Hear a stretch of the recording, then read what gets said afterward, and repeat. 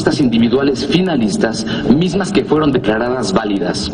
El Pleno del Instituto, en su sesión 15ª extraordinaria celebrada el día de hoy, emitió el fallo en el presente procedimiento por el que se declaró a Cadena 3.1 S.A.D.C.B. y a Grupo Radio Centro S.A.B.D.C.B. como ganadores de la licitación IFT-1, cada uno por 123 zonas de cobertura que conforman cada una cadena nacional. Con esta declaración del presidente del Instituto Federal de las Telecomunicaciones, se cumple uno de los sueños más anhelados por una gran cantidad de mexicanos: tener una mayor oferta de televisión abierta.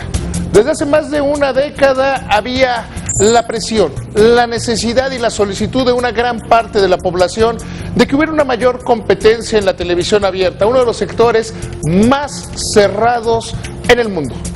Pocos países con similar grado de desarrollo tienen tan poca televisión. Hoy llegamos a una parte final de un proceso de licitación que pasamos de tener 2 cadenas nacionales a 4. Esta decisión del Instituto Federal de las Telecomunicaciones viene a marcar una parte más de lo que fue, sin lugar a dudas, la reforma más eficiente y efectiva de todas las estructurales implementadas por el presidente de la República, Enrique Peña Nieto. Hoy, con este anuncio, vemos la posibilidad de que los mexicanos tengamos un mejor acceso a la televisión privada. Para platicar sobre este tema, me da muchísimo gusto tenerte en la línea. Gabriel Contreras, presidente del Instituto Federal de las Telecomunicaciones. Hola David, muy buenas noches, me da mucho gusto estar contigo y con tu auditorio. Gabriel, cuando se crea el Instituto Federal de las Telecomunicaciones, tiene un mandato de en 180 días tener unas bases listas para la licitación que hoy llega a su final. Así es, David, fue parte de una vasta y complicada agenda regulatoria que nos impuso la Constitución, con el propósito de lograr precisamente un entorno de mayor competencia lo más pronto posible, tanto en radiodifusión como en telecomunicaciones. Y efectivamente, el 7 de marzo de 2014, el Instituto, en atención a este mandato, publicó la convocatoria y las bases para licitar 2 cadenas nacionales, algo inédito en este país. Como si dieron otras cosas inéditas, debo decirte, por ejemplo, que la publicación se hizo en el portal de internet, no se cobró por las bases, desde el principio quedaron clarísimas cuáles iban a ser las reglas del juego, cuál sería la fórmula de asignación para dar la total apertura, transparencia y certidumbre a los posibles postores. Gabriel, ¿cómo se diseñó el esquema que para algunos resultó sorprendente, que llegaran al final de la licitación 2 grupos y que hicieran ofertas tan diferentes en cuanto a precio?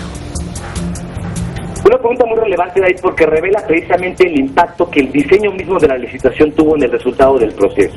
La Constitución nos obligó desde el principio a que en este diseño tuviéramos presente el funcionamiento eficiente de los mercados, la máxima cobertura, el derecho a la información, la función social de los medios, pero también atender particularmente a las barreras de entrada y las características existentes en el mercado de televisión abierta. Tenemos un mercado concentrado, tenemos un mercado con presencia nacional, tenemos un mercado pues que, como tú mencionabas en la entrada del programa, pues requiere una mayor competencia y una mayor pluralidad. En estas condiciones, el Instituto se vio obligado a generar las mayores condiciones de competencia posible, y a eso obedece precisamente el diseño de la licitación. A eso obedece que se optara por un esquema de sobre cerrado en lugar de un esquema de subasta, como sucede en otro tipo de licitaciones. En suma, la labor del Instituto, lo que normó cada etapa, cada fase de este proceso, fue generar la máxima concurrencia, y eso fue lo que hicimos. Recordarás, por ejemplo, que solicitamos la opinión, como es nuestra obligación, de la Secretaría de Hacienda respecto al valor mínimo de referencia que habría que asignar a cada una de las cadenas. La Secretaría de Hacienda emitió su opinión, y nosotros, considerando la importancia de atender a las mayores condiciones de concurrencia, fijamos un valor mínimo de referencia cercano a la mitad del valor que había opinado la Secretaría de Hacienda. Asimismo, establecimos criterios muy objetivos, muy transparentes, con base en los cuales se iba a asignar cada una de estas 2 cadenas. Te señalaba hace un ratito el tema de que la fórmula se publicó desde un principio del portal de internet.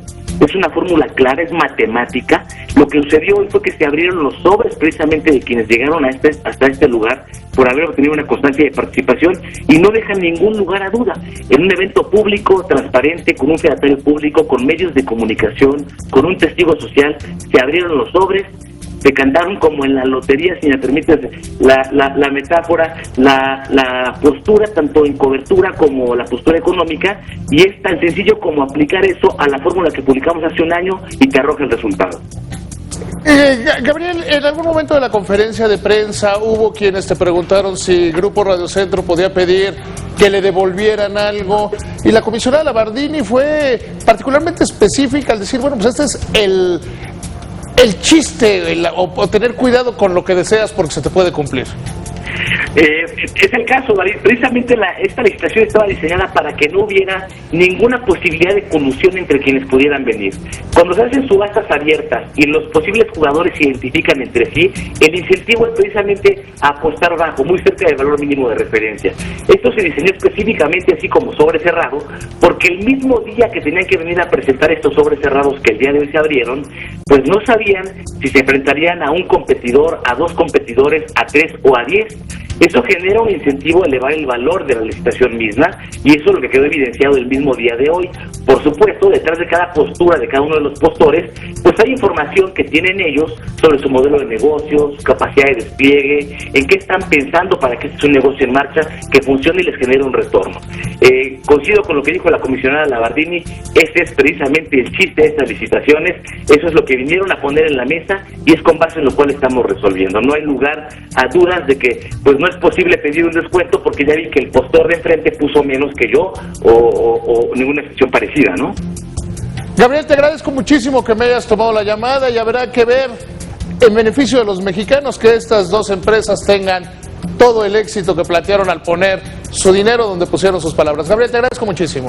Muchas gracias a ti, David, y estamos convencidos en el Pleno que el día de hoy tenemos muy buenas noticias para México, que reflejan confianza en la inversión, que reflejan confianza en estos modelos de negocio que funcionan, y veremos sin ninguna duda mayores beneficios para los usuarios en cuanto a contenidos y diversidad de la oferta. No tengo ninguna duda. Muchas gracias, muy buenas noches. Buenas noches, David, hasta luego. Y hay que dejarlo claro. El proceso de licitación fue un proceso largamente anhelado por los mexicanos. Tengo en la línea y me da muchísimo gusto a Olegario Vázquez Aldir, quien es el director general de Grupo Imagen Multimedia, donde nos va a hablar de esta parte que es fundamental. Cuando no se trata de un proceso que haya iniciado ayer, que haya iniciado ni siquiera con la reforma a las telecomunicaciones.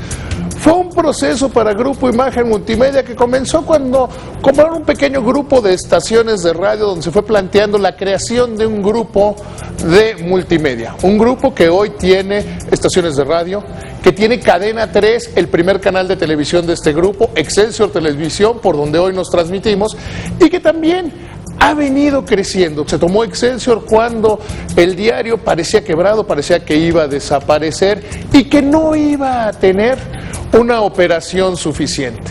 Hoy lo que vemos es diametralmente distinto. Vemos un país donde sin lugar a dudas vamos a tener la oportunidad de ver más y mejores contenidos de televisión, donde usted, donde yo, podremos tener diferentes opciones de entretenimiento, de educación y algo que es fundamental, de una mayor pluralidad democrática, donde más mexicanos tendremos acceso, sin lugar a ninguna duda, a contar con mejores contenidos, con mejor información. Un proceso en el cual se tiene que realizar una labor verdaderamente titánica, donde se tiene que partir de, ya se tienen las concesiones, que con la multiprogramación podrán ser 4 canales, y que después se tiene que tender toda la red para tener una cobertura nacional que, como dice la propia oferta, debe cubrir antes de 3 años a por lo menos el 30% de los 123 puntos. Es decir, llegar a cubrir al 90% de los mexicanos con calidad, con contenido, con buena información, y que sin lugar a dudas eso implica un reto en muchos sentidos. Implica el reto de la inversión física, de la inversión en tecnología, más la inversión en talento, en generar contenidos que en algún punto, en algún momento dentro de la historia, hay especialistas que dicen que se puede tener hasta el 8 o 9% de participación del mercado. Sin embargo, ser un referente, ser una empresa de televisión donde se generen contenidos nuevos, donde se generen novedades para la inmensa mayoría de la población. Hay que recordar dónde empezamos. Empezamos en un país donde las concesiones de televisión estaban altamente concentradas. Hace poco, más de 20 años, en México había una cadena de televisión abierta, privada, que tenía el 98% del mercado.